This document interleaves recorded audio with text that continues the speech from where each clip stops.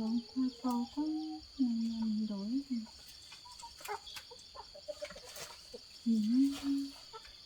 một mình thôi mình làm sao mà làm một cái nhà bếp nữa nha.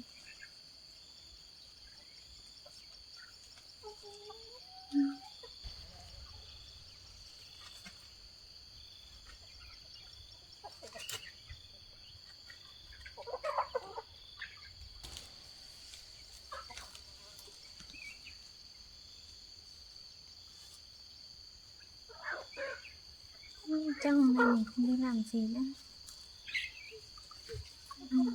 Ở nhà dọn cái nhà này thôi.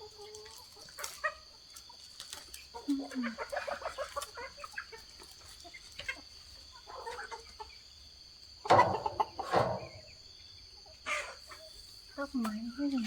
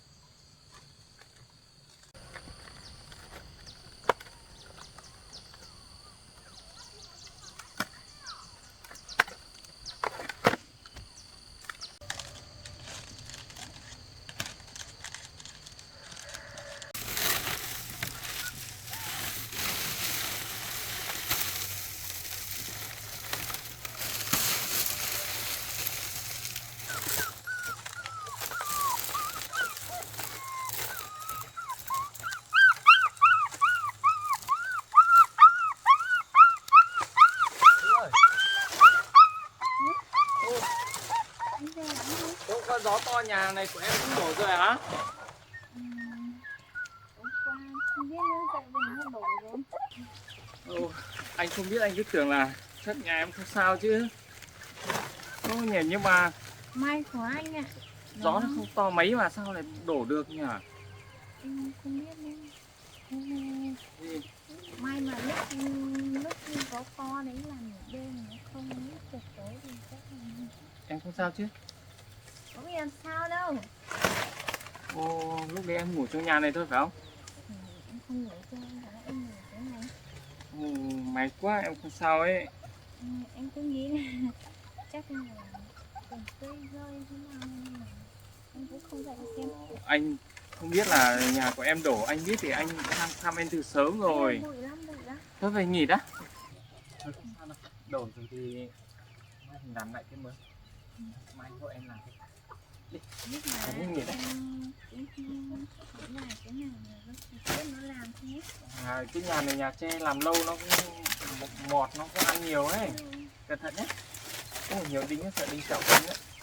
Đi ra xe nghỉ, anh mua hoa quả về mình ăn hoa quả đã, xong rồi tí anh hộ em dỡ. Toàn đinh thôi. Cái nhà này tiếc quá rồi. Cái đàn chó con ở hang đá kia nó về nhà rồi hả? Đây không? Ồ, ngồi đi. Anh ơi ghế bẩn hết rồi. Không sao đâu, ngồi đây luôn đi. Ngồi xuống dễ đi. Sợ bẩn còn nữa. Không sao. Đang là tí mình chặt làm việc. Bên em ghế Này, ngồi thì thích như thế sáng nay em này. có chơi rửa. Này, anh mua quả cho em. Đấy, cầm đi. Anh hãy xem 2 quả dưa nữa, dưa ở nhà anh cho. Còn quả cam thì anh mua. Sao lại anh lại về đây? Anh ở nhà làm việc xong này thì đang nghĩ tới nhớ em đúng không? Về thăm em rồi. Mà sao nhà em đổ mày mà em không báo cho anh sớm để anh còn biết. Anh cứ tưởng là chắc không sao chứ. Nhà đổ là cũng là chuyện bình thường thôi mà. Sao mà bình thường? Làm lại cái mới thôi. Nhà đổ mà bình thường á? Trông như thế thôi nhưng mà làm lại cũng mất một khoảng thời gian đấy. Biết thế nhưng mà biết làm sao được. Thôi dù gì thì nó cũng đã vậy rồi thì kệ nó thôi. Chẳng lẽ em nói với anh nhá, nhà nó tự đứng lên rồi. Anh cũng biết vậy mà, nhưng mà không sao đâu. Trước sau gì thì mọt nó nhiều nhiều như vậy, nó mọt nhiều rồi thì trước sau gì nó không Anh đổ. ơi nói thật sự là em cũng tiếc lắm nhưng mà biết làm thế nào được. Biết làm sao được. Nhưng mà Đừng lo, để mai anh hộ em làm một cái mới. nhưng mà em cũng buồn á, nhưng mà không khóc đâu. Khóc mẹ mình lên. Cái con mới Lấy quả mình ăn. em không khóc đâu, mai em làm lại cái mới nữa. Mai làm cái mới đẹp hơn chứ. Không biết được, làm lại cái mới có khi còn không được như cái cũ á, nhưng mà biết làm sao được. Cái mới Cuộc anh hộ. sống mà anh Cái mới không anh phải là cái gì cũng đúng kiểu với mình mà cái gì cũng bền lâu với mình đâu. thế mà cái mới mà anh sẽ hộ em làm đẹp hơn cái đấy. ăn ăn quả đã hoàn lấy sức khỏe rồi tí mình mới cùng nhau dỡ. Em còn không có chỗ để ăn. Nhỉ, không có chỗ nào làm cho nó ăn nhỉ. Nấu ở ngoài này cũng được em ạ. Mình nấu tạm ngoài này, nó chín nó bê vào trong nhà kia ăn. Phải khoai mì tôm ăn thôi. Sao? Không sao đâu, anh Về. nói thế thì em có em nhà đây mà. Về tạm nhà anh vài ngày, sau khi làm nhà xong là lại phải để ở. Nhưng anh có nhà đi, còn đi đâu được nữa. Nhưng mà con gà vịt có ăn nhiều nhỉ. Đi rồi thì không có ai ở đây trông nó. Đúng không? Không sao đâu, mình chịu khó một thời gian thôi là mình lại làm được cái mà nhỉ, lại làm được cái nhà mới khác nhỉ. Chẳng qua là mình nấu cá con gà này con ăn thôi. cái này là Đúng rồi, ở cái trên này thôi. Cái dưới này mai mình làm nào nó chắc hơn với em ạ. em không biết. Em thì chắc là lại là làm tre chứ. Làm tre thì nó chỉ được mấy năm thôi. Mấy năm cũng được. Sợ gió để nó lại đổ hết. Cái lúc nhà đổ chó của em ở trong này à? Chó á? Ừ. Nhưng mà không có con nào bị làm sao đâu. Cả cả chuồng gà đổ hết rồi đấy. Cả chuồng gà đổ hết rồi. Thế mà không sao nhỉ? Không biết sao nữa.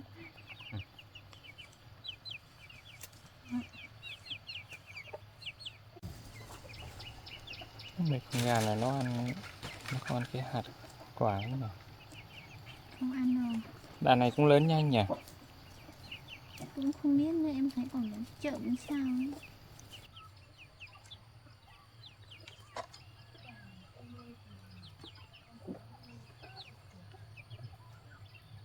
Không sao đâu. Mình ở đây mình không nuôi thì mình biết nuôi gì đâu.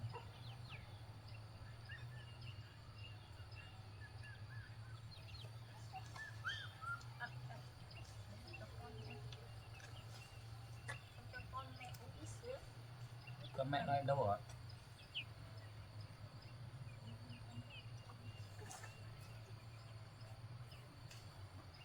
Đàn này không thấy mập như đàn trước nhỉ? Con mẹ này ít sữa hơn vào. Đàn trước mập lắm.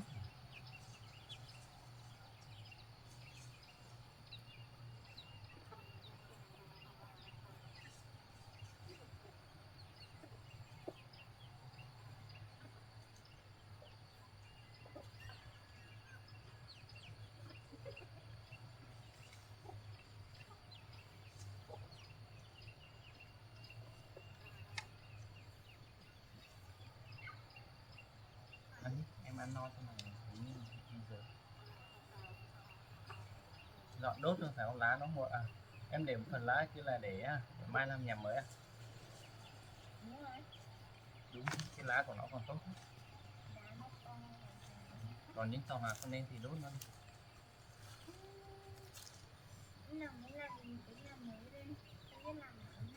Nhanh thôi. Thôi để mai anh em cùng nhau thiết kế xem là làm thế.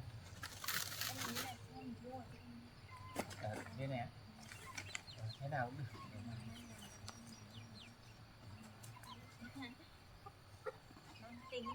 Đang tính. Làm đây đi. Thế thì em cất lại xuống nhà.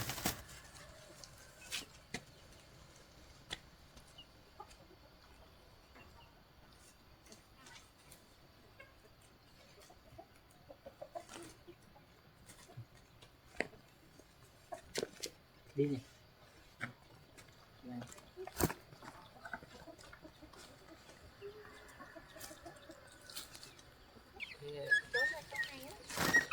Cẩn thận nhé, đè vào nó nhé. Nó lại càng vào đó. Mình cứ ra đây được.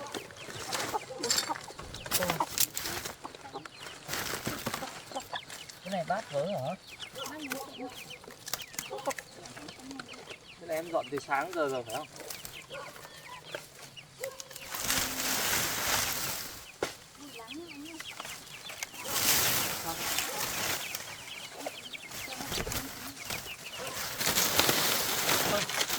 Có quả trứng nữa. Trứng cắt kè.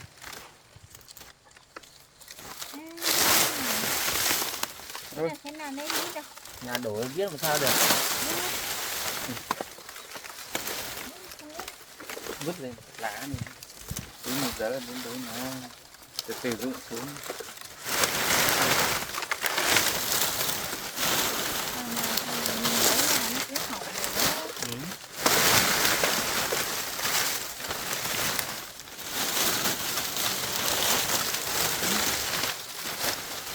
Hai loại lá.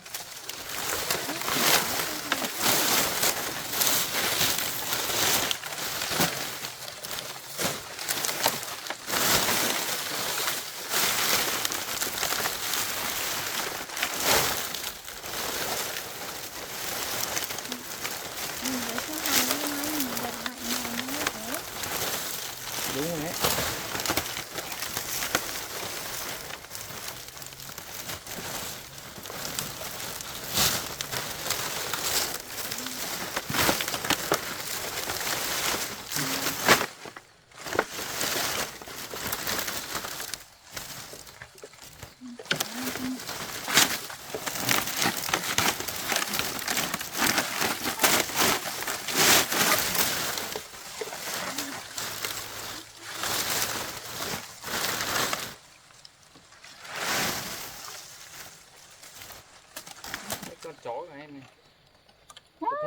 vào nó nhé. Toàn chui ở dưới này thôi. Thì mẹ mày dấn vào mày đã.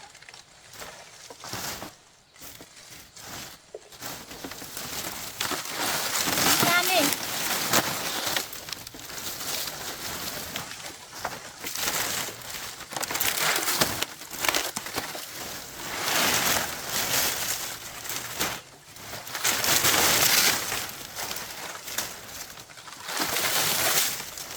Hai ba chiều lá.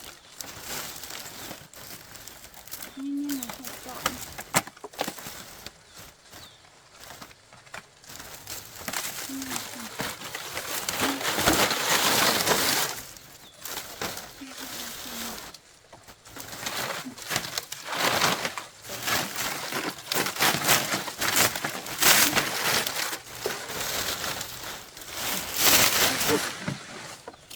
Sạc.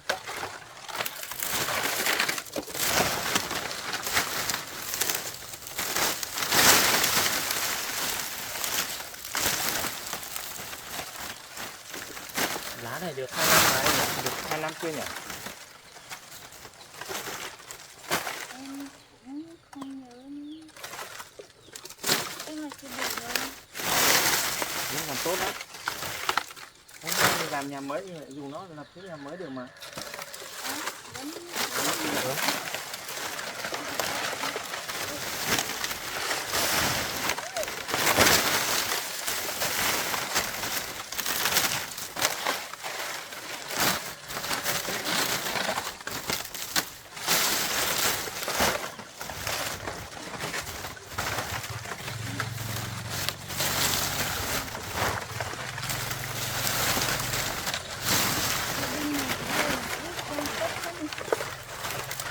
Ừ.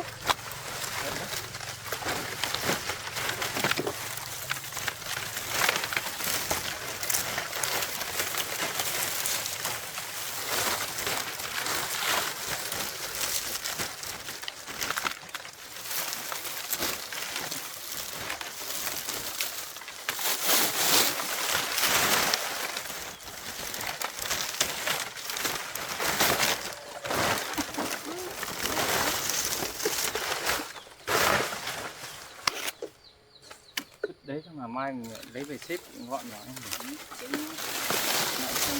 Ô, cái cây này nó mọt hết rồi này. Đấy, nhìn này bên trong nó mọt hết như cái này mà. Ô, xem này. Cái này con kiến nó lên là tổ à? Ừ. Đấy, thấy nó ăn như thế. Cái này nó còn ăn nhiều nữa cơ. Đây này. Nó đi vào trong cái ống tre, nó tha đất vào trong nó ăn hết rồi. Mang đất vào làm ở trong. Thảo nào gió nó quần nó đổ được. Này. Cái này phá hoại rồi đấy. Em biết là nó giờ trước anh nhỉ? Ừ.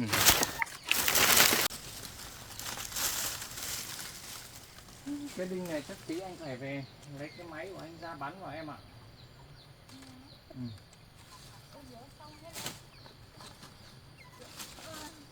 Alo, anh ơi, em có mày Kiên án nó bị giật ngọn rồi. lá ở đằng dưới này toàn lá xấu nhiều nhỉ.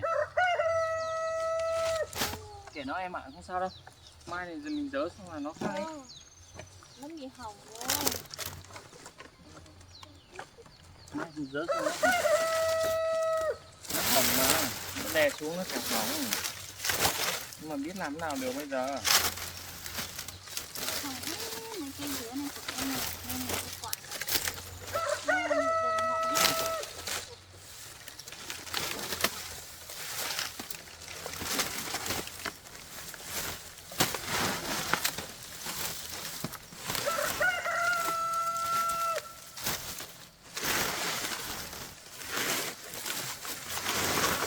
Ôi, đúng là ông trời ơi, ông trời không có sao tất cả.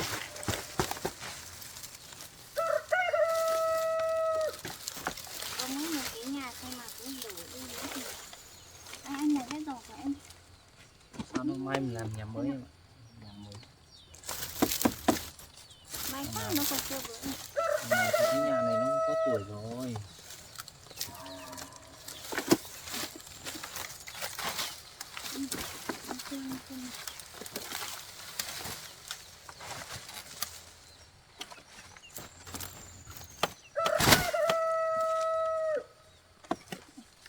ở trên em cửa này.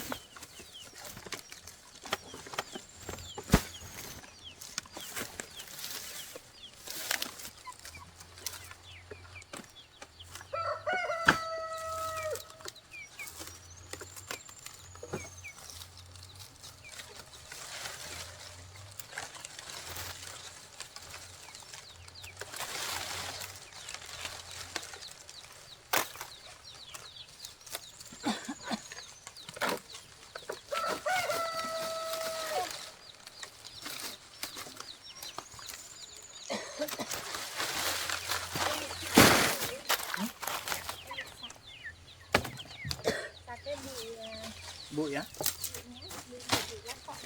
Em không có khẩu trang ấy, khẩu trang vừa đeo vào. Sao nó sắt xong rồi? Tí nữa là hết rồi.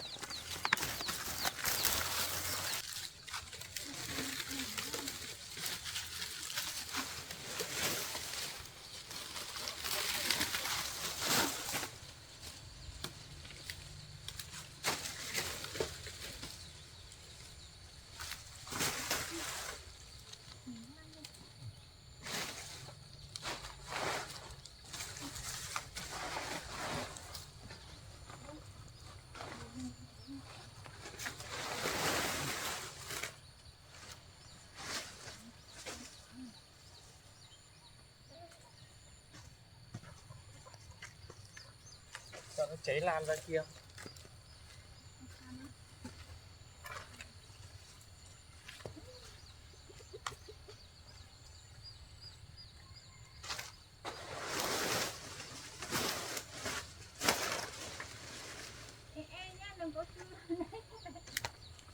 Anh ơi, với sợ con chó con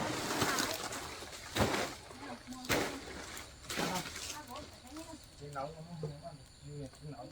vào nhá.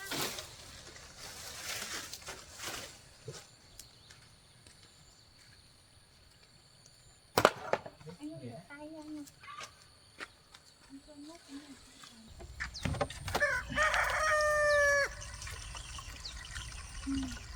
Cái đá mài trước mình đi nhặt về em muốn dùng đến tận bây giờ luôn đấy nhỉ? Đúng rồi, nhưng mà lo khác lắm. Em để ở đây để em để đây để uống nước. Ừ. Nó không làm cái nước đổ cả. Ở đây cần gì? Nước tay hả? Chọc vào tay đi hả? Bị, Chọc vào? bị bỏng ấy, bị bỏng nước là sao ấy. Nó không phải chọc vào cái gì? Không phải chọc vào được. Không mà nó dỉ chọc vào sợ nó sưng lên ấy. Còn một cái ở đây nhá. Nóng này. Đây đây. Cháy to.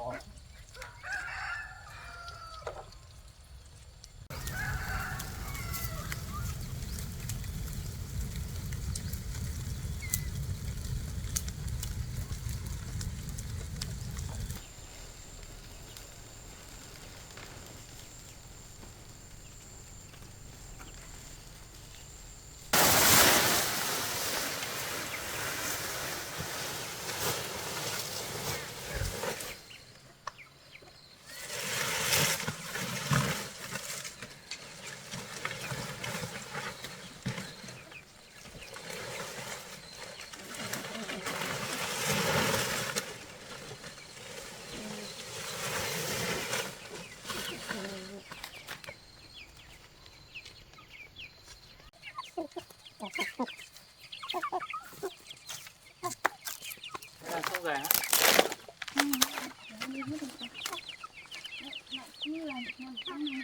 Có gì nhỉ? Cái này chắc là để mai anh ra anh mang máy ra hoặc là mới rút được.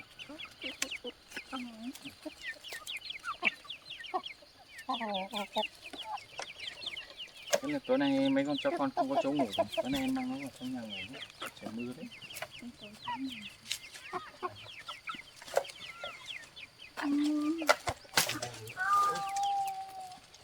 เอาrồi, cái cây này hả?